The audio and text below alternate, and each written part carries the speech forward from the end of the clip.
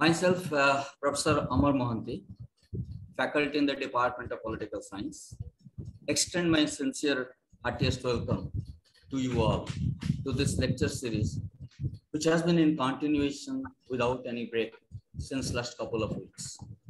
Since ma'am is not present, I am here to preside over it. We are honored to have Professor Sanjaya Baru as the speaker of the day on the topic India's elite, class, caste, and a cultural revolution, which is also the title of it's an analysis of Indian politics and nature of politics that answers very important political questions. It is not only interesting and topical, but also convoluted and challenging. Sanjaya Baru is an important scholar in the political lexicon of India, who is simultaneously a voracious and ravenous writer. We are looking forward to listening to him, and it will be very interesting for all of us. Now I request Professor Suchi to give an introduction of Professor Sanjaya Baru. Thank you. Good afternoon, everyone. Professor Sanjaya Baru does not need any introduction, but as a way of formal introduction, I'm just going to read out. Professor Sanjaya Baru is Distinguished Fellow, United Service Institution of India and Center for Air Power Studies. He has been editor of India's major financial newspapers and was media advisor to Prime Minister Manoranjan Singh from 2004 to 2009.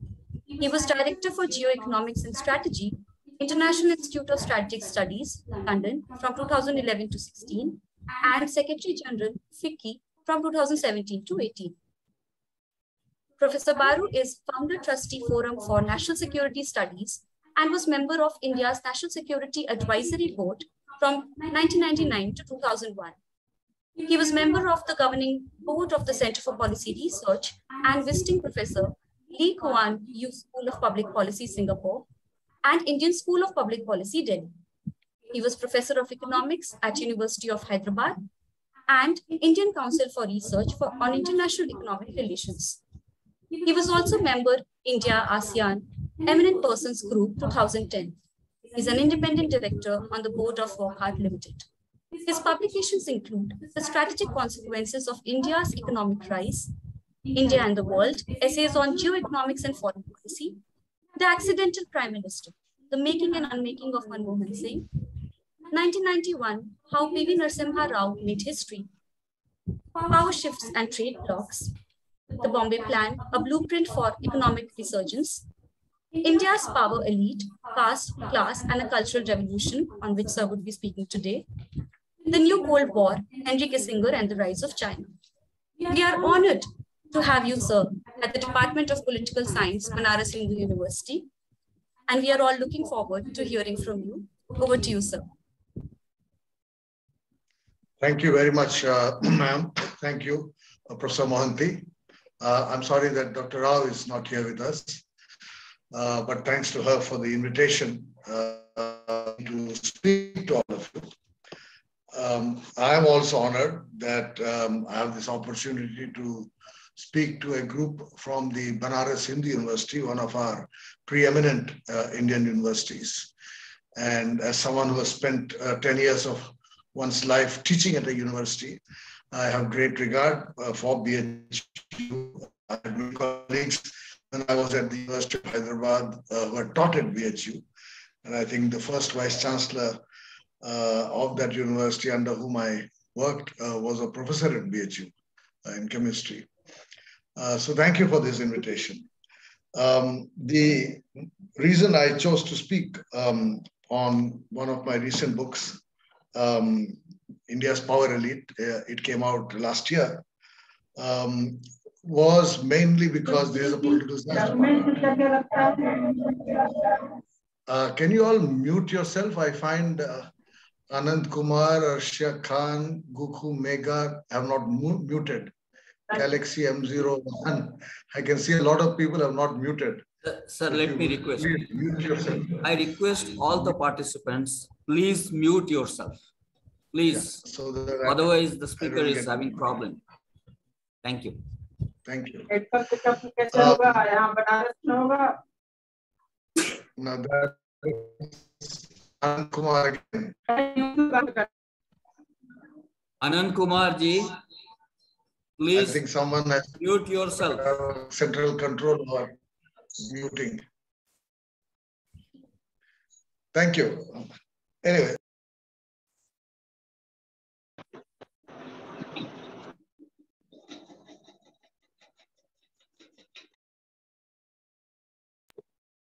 Okay, I was also muted by someone, but I've unmuted myself. Right. Well, we are in the world of Zoom and muting and unmuting. Hopefully one day I can come to your campus. The provocation for writing this book was my long-standing interest in what I regard as a central concept of political science, which is power, the concept of power. After all, politics is about power. And political science as a discipline is dealing with nature of power, concept of power, and as someone who has had both an academic background as well as some experience working in the media and in government, I have had opportunities to directly interact with power and to understand power. And so it's been a long-standing interest of mine to read and write on power.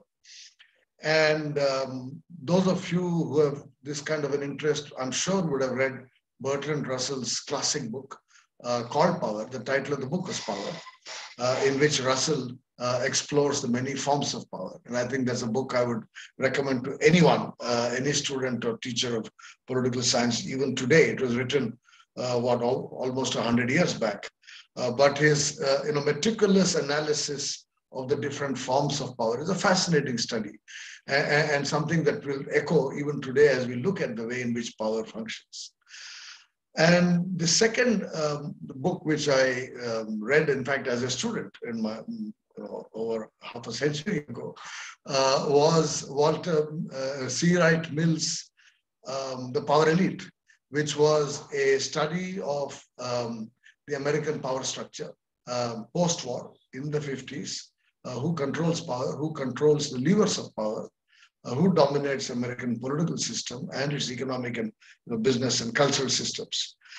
And what you find interesting in Wright Mill's work, which is an empirical work, looking at the United States at a particular point of time, which is 1950s, is that it looks at the different forms of power as Russell wrote about. And Russell's work was essentially historical and theoretical, and tries to identify different elements of the power system. In the United States in the 50s, he identifies the wealthy, the landed elite, the business elite. So those who control wealth in its various forms as one element, one segment of society. Many of them also control government. So the second segment is those who are in government, controlling government or levers of power, administrative and political power. The third group, very interesting, because we are now talking about the 50s United States, what he calls the military-industrial complex. Because post-war America, the military became an extremely important actor. And though it was a democracy and not a military dictatorship, the military became a powerful element of the power system. In fact, generalized led the Second World War, even got elected as president. And America became the world's biggest defense manufacturer. So large number of businesses, influential businesses, also emerged. And finally, and very interestingly for someone like me, with a certain background in the media, is that Wright Mills identifies what he calls celebratory power, or what Russell calls the power of ideas, which is people engaged in influencing thinking, influencing norms, in influencing culture, cultural preferences. What is it that you like? What is it that you don't like?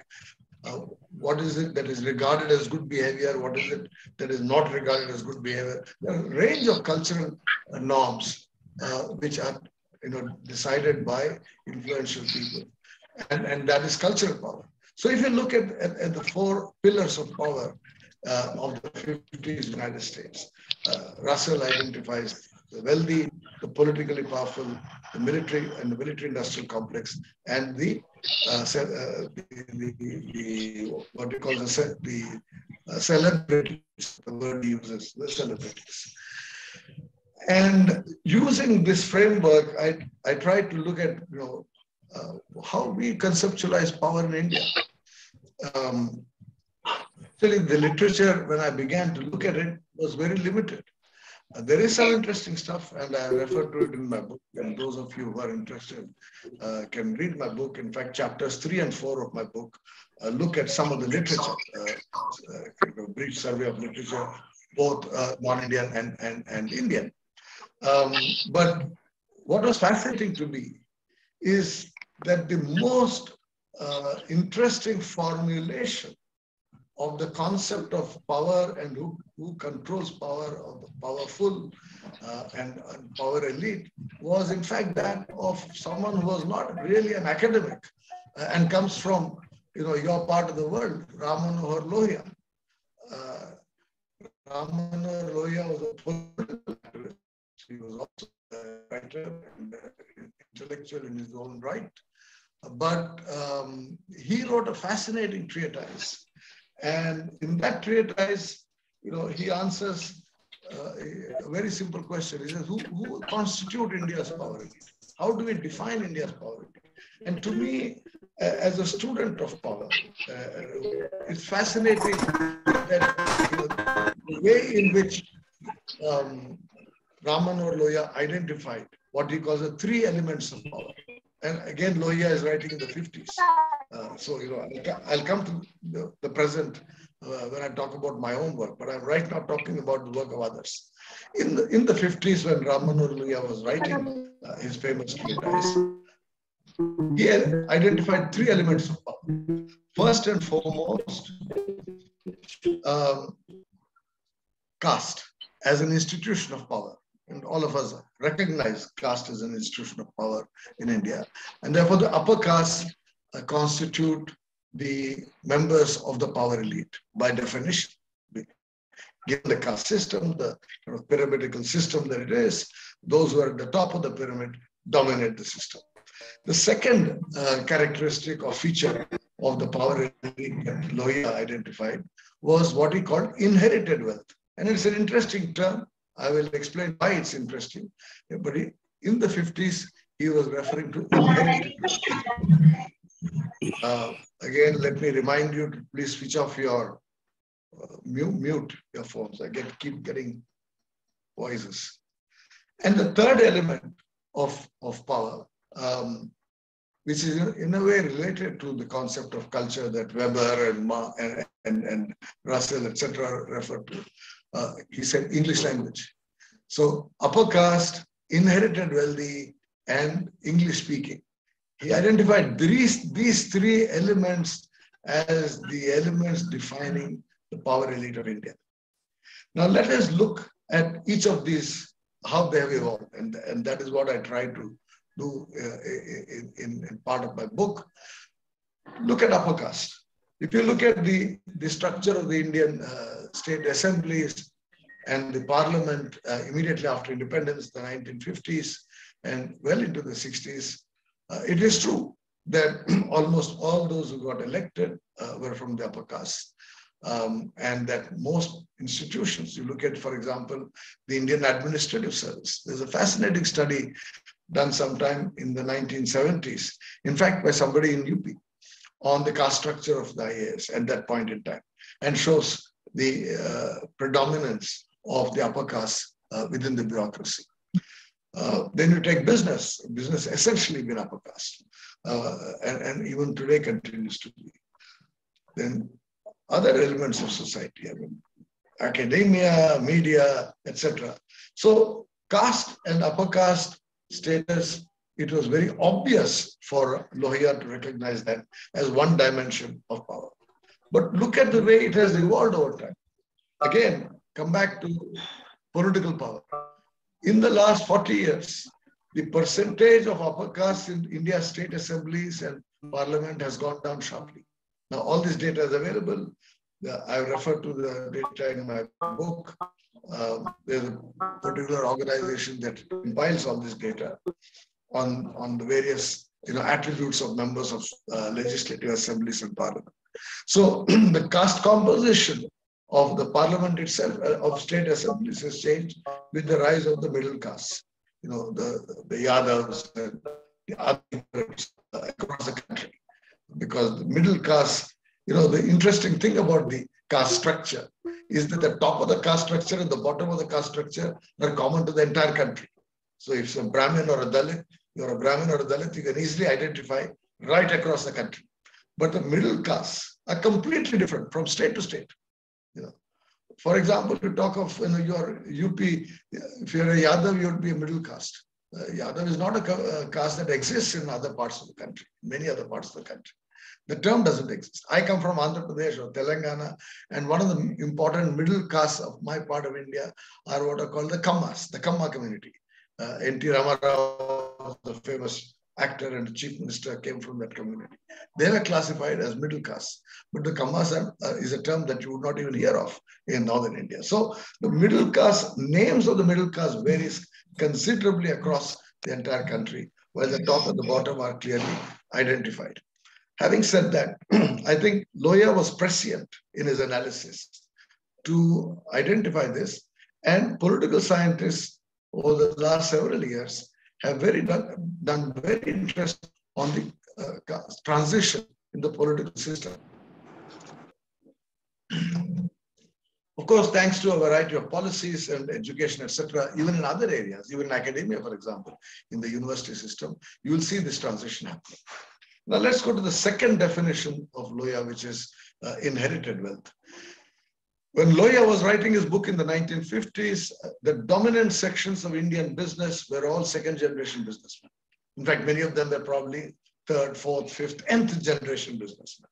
In other words, they were all from the business communities, the Vaishya community or the Marwadi community or whatever other equivalents in different parts of the country. The wealth was inherited, either landed wealth or business wealth. These are inherited generations together. And one of the most fascinating changes that has happened in India, and I talk about that in my book over the last 50 years, is the transition even here. I mean, the most stark names I can think of, for example, someone like Dhirubhai Ambani. Today, his son is the wealthiest man in the country. But Dhirubhai was not inherited wealth. He created wealth. And one can think of several other examples, Sunil Mittal or there are any number of businessmen today who are first generation businessmen, as opposed to the 50s when Loya was writing, where he defined inherited wealth as a characteristic of the power elite. But today that no longer works. In fact, many who have inherited wealth are no longer even in the top 100. And I talk about that in my book. If you look at the top 100 Indian companies, the names do not change between 1940, 1950, 1960, 1970. For 30, 40 years, it's the same names. The Goenkas and Singhanias and the Thapas and Kanoria, mostly Marwadi business in different parts of the country, whether they were owning businesses in Kolkata or out of Kanpur or Delhi or Rajasthan or Chennai, wherever they were more or less the same names. Then you come to the 80s, suddenly Dhirubhai Ambani pops up as a new name in the top 100. And then there's a fundamental change through the 80s and 90s, that particularly after the economic liberalization of 91, when whole new companies have grown. And today we have billionaires whose fathers were ordinary people. That's not inherited wealth. So that's the second power transition that I record in my book, which is the nature of economic power. I talked about the nature of political power, shifting from the upper caste to the middle caste, and the nature of economic power, shifting from inherited wealth to new wealth or newly created wealth, which is really empowering because it enables the rise of new social groups across the country. This is happening right across the country. Third factor that Loya wrote about was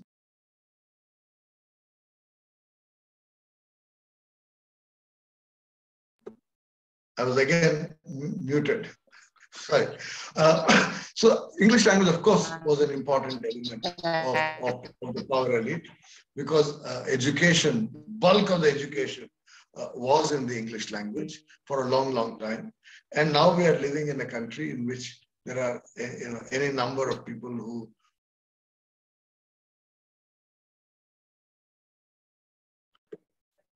either there's a problem with my laptop or with your system that I constantly get muted. Language is no longer that important. English remains important because it's now become a global language. It's no longer the language of your former rulers. We used to think of English as a language of the colonialists, the former rulers, the British, but that's no longer true. English is today the one international language. So anybody who wants to be involved in the international system has to have access to English.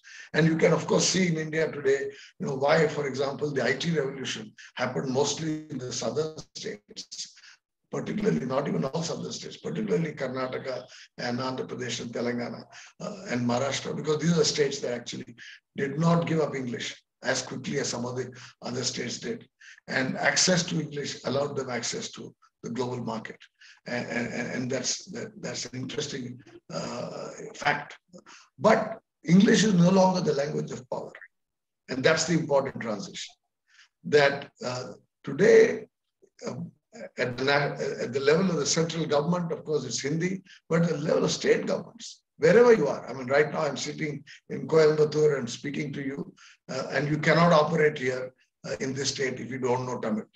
There's just no way. Whether you want to do business, whether you want to do work in government, whether you want to do whatever you want to do, even if you come as a tourist, some knowledge of the local language becomes important. But that's happening across the country. I used to be the editor of the Business Standard newspaper. We launched a Gujarati edition of the Business Standard because Gujarat was the one state in which people who did not know English wanted to know news about stock market and the business. Because otherwise, those who buy stocks, sell stocks, are interested in the economy, interested in business, tend to read the economic newspapers, which are all in English. But Gujarat was the only state in which people who did not know English were buying and selling stocks and were wealthy and were in business and were globalized in their business, particularly in the jewel and gems and jewel business, right? So we had to publish our newspaper in the Gujarati language. Now, all of that suggests a major transition.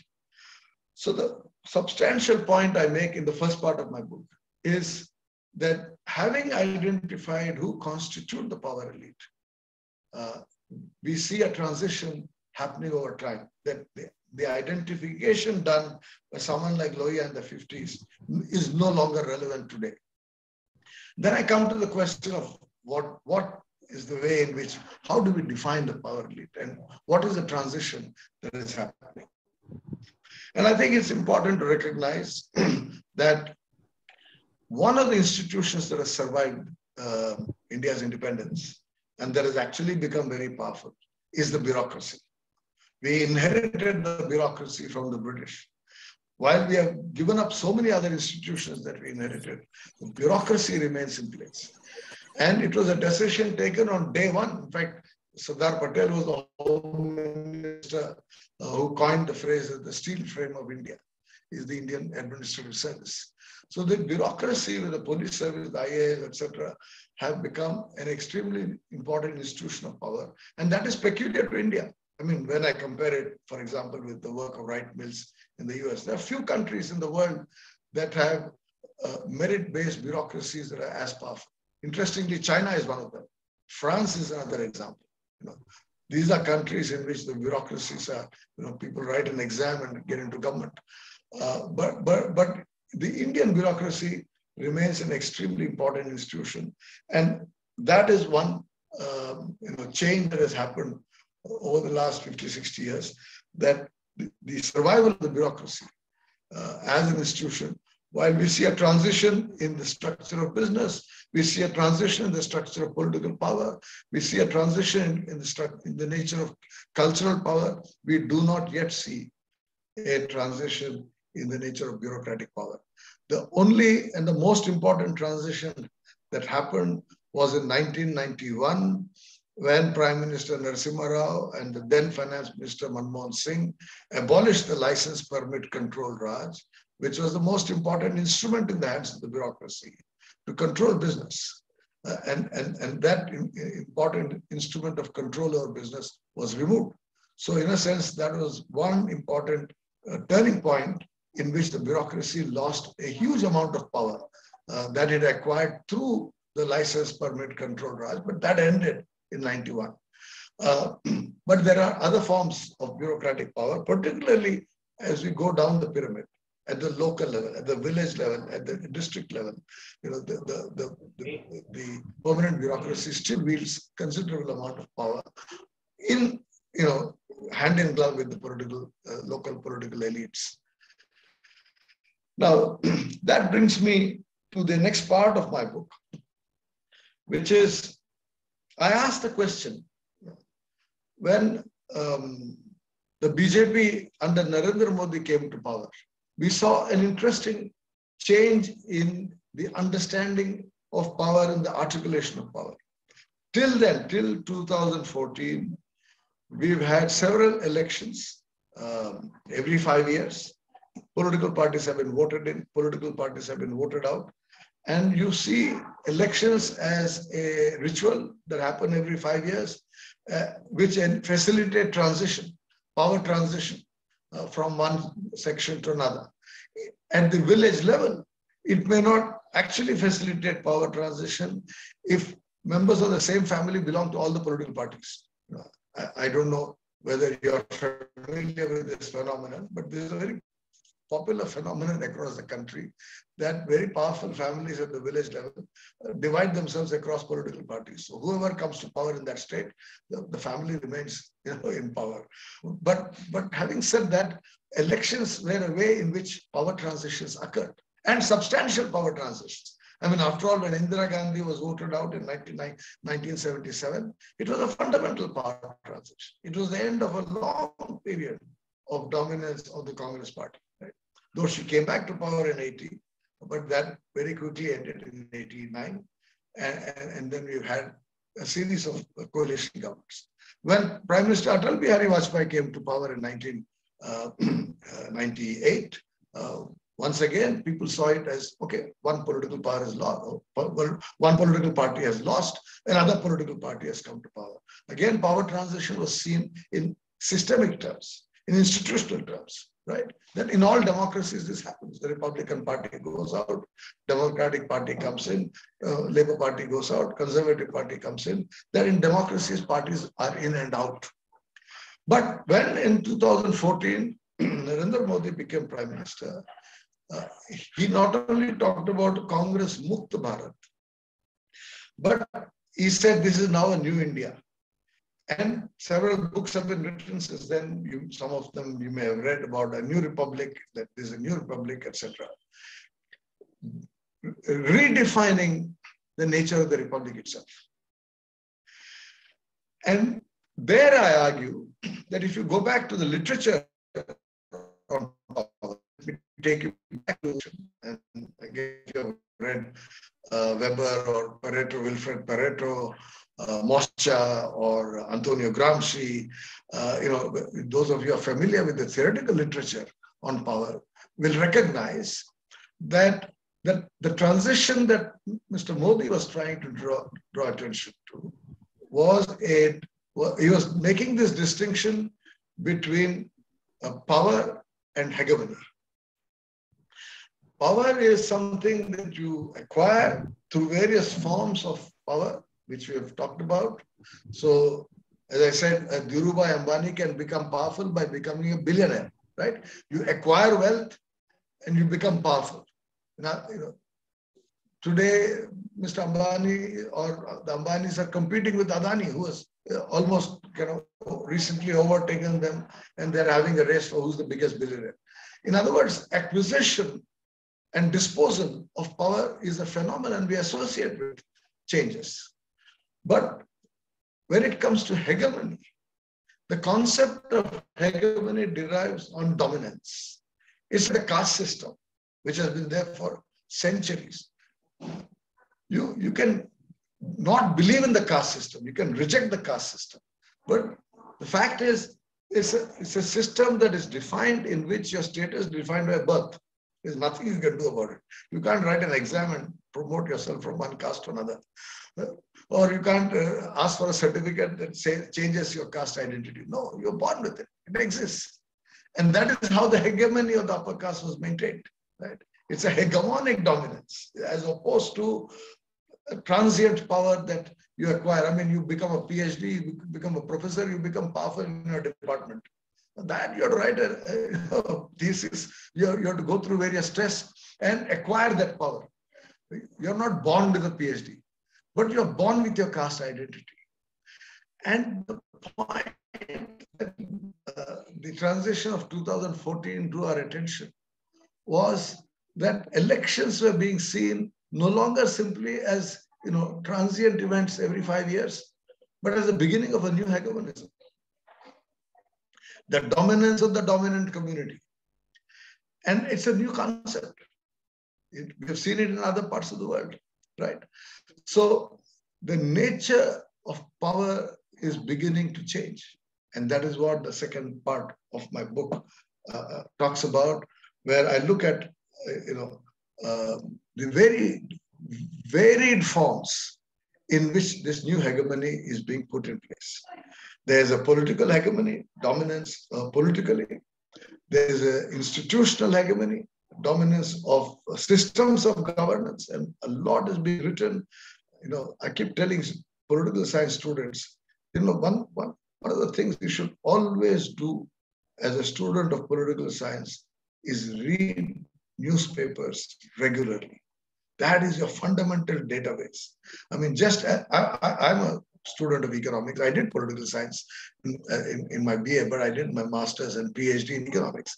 But we economists, those of us who call ourselves economists, those of us who are teaching or studying or researching economics, for us, the numbers are important, right? You look at all the data, economic survey, national sample statistics, government of India data, market data, business data. Data is so important because those are the facts you deal with. What are the facts that political science deals with? And if political science doesn't deal with facts and only hangs around in the realm of theory, it's only an intellectual excitement. But at the end of the day, you have to relate theory to reality. And so when you look at the facts, look at what has been happening. Look at the way in which the bureaucracy is being reshaped. Look at the way in which academic institutions get reshaped. Look at the way in which media is getting reshaped.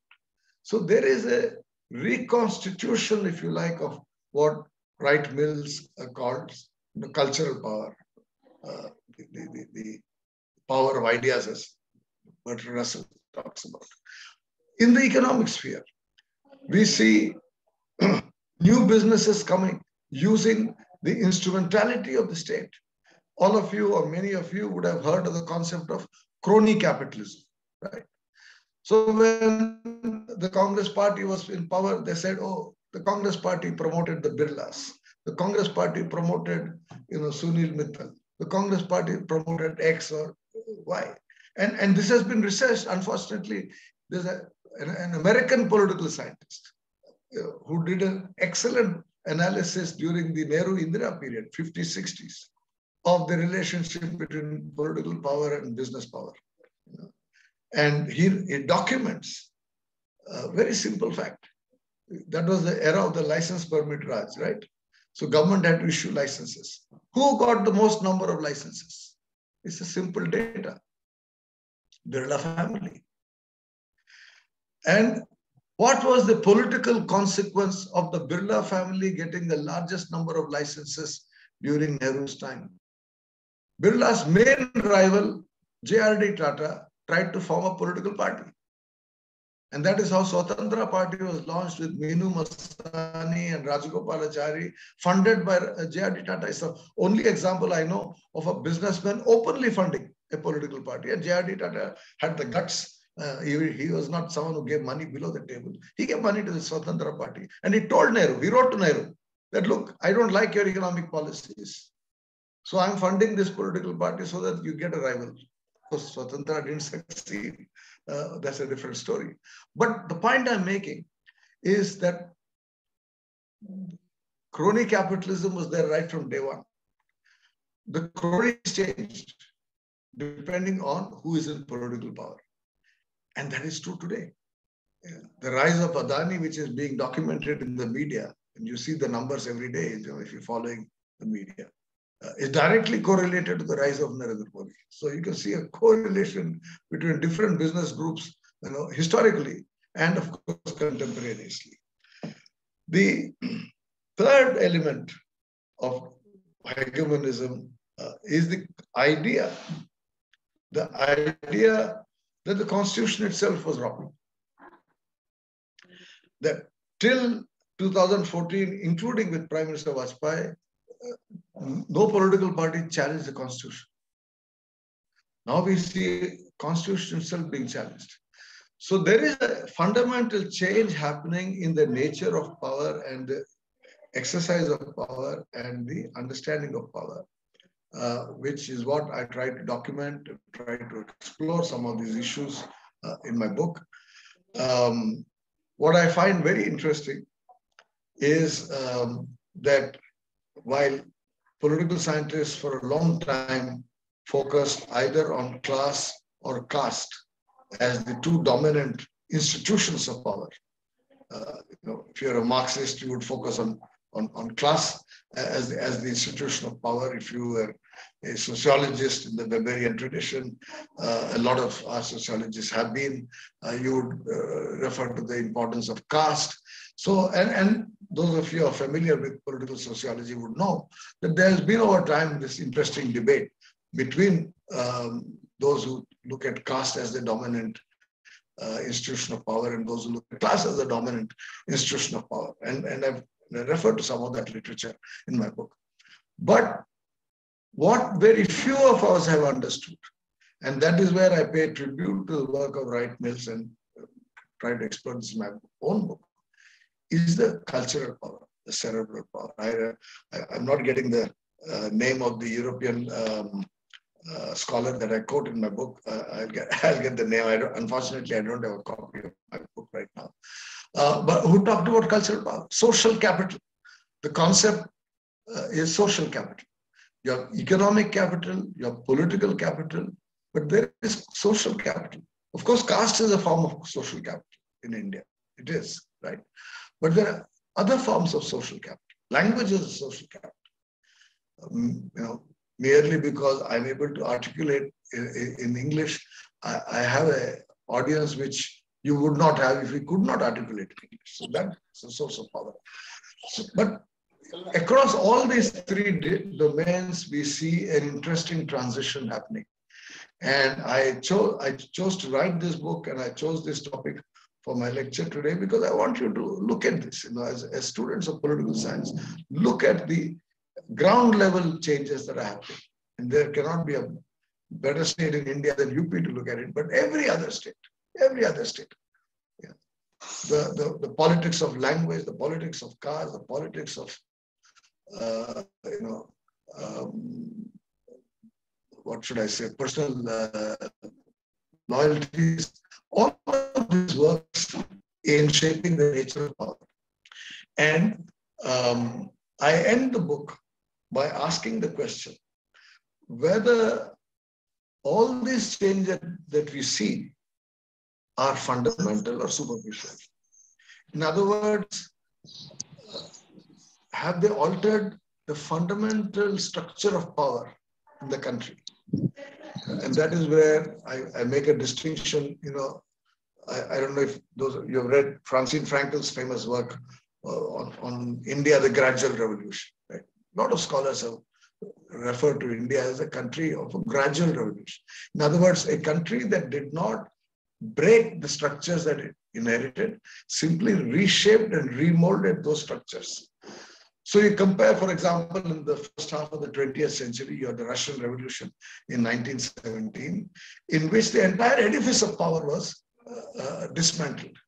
Not only was it dismantled, but even the people who were powerful were physically eliminated. When the Tsar was killed, everybody in the Tsar's Darbar was killed, and the Kremlin was killed. The Russian Revolution was a revolution in which power was completely restructured through a physical elimination of the powerful.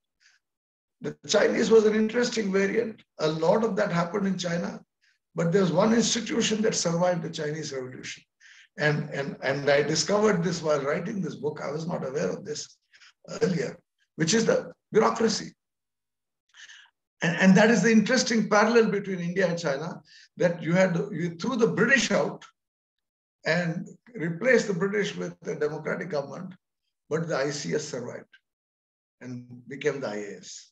In other words, the civil service that the British created to rule India, and they ruled India through the civil service, particularly in the last stages of the rule. The institution survived. The same thing happened in China. Though Mao staged a communist revolution in China, unlike Lenin in Russia, who eliminated everybody who was in power, Mao allowed in China they call them the mandarins. There is people who wrote an exam to become government officials. He allowed them to remain in power. And the Cultural Revolution of 1960s was essentially an attack on these mandarins. And I've talked about it in the book. I don't want to take too much time here. I want to leave time for questions.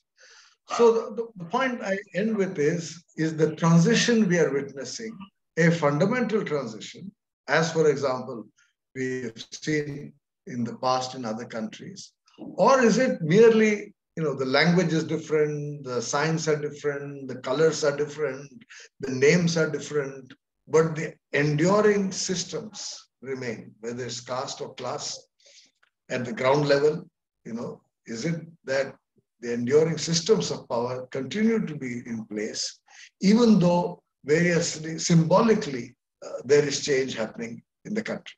Let me stop with that and invite you to try and read my book if you can, but I'll be very happy to take questions. Thank you, sir, for your brilliant presentation. And after that, we'll have a question hour session.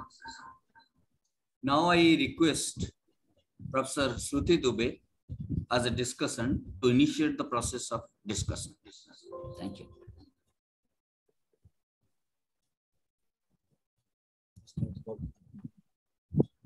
Yeah, over to Shruti. I'm just trying to switch on my video.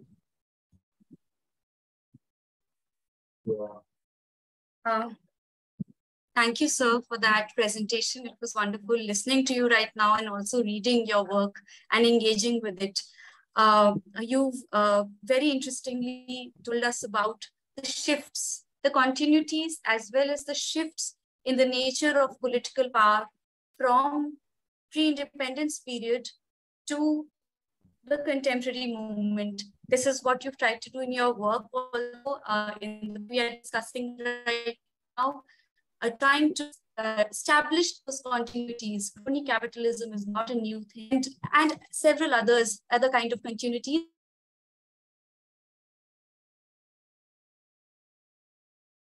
The nature of political power, the nature of economic power to new wealth, and most importantly, the shifts in the cultural power.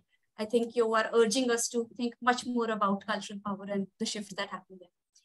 So I had three quick questions to you.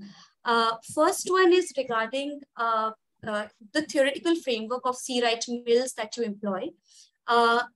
Because Mills, when he defines the power elite in the American context, consisting of army, corporate, and the state, he says that, what gives power to this power elite is not just its ability to make decisions that impact millions of those who are the common masses, but also the absence or the failures of taking certain kinds of decisions. And he says that sometimes those failures are more consequential than the actual decisions. So my question, so taking from there, this is the context in which I'm shaping my question. When you are looking at the new Prime Minister Modi is referring to, and the new